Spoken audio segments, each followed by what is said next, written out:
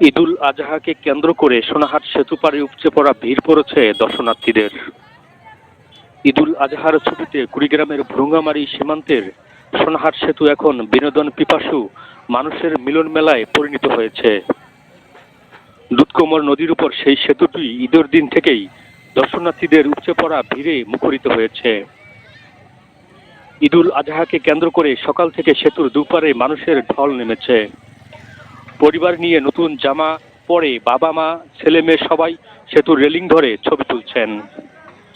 অনেকেই নদীর পাড়ে বসে প্রয়োজনীয় খাবার খাচ্ছে।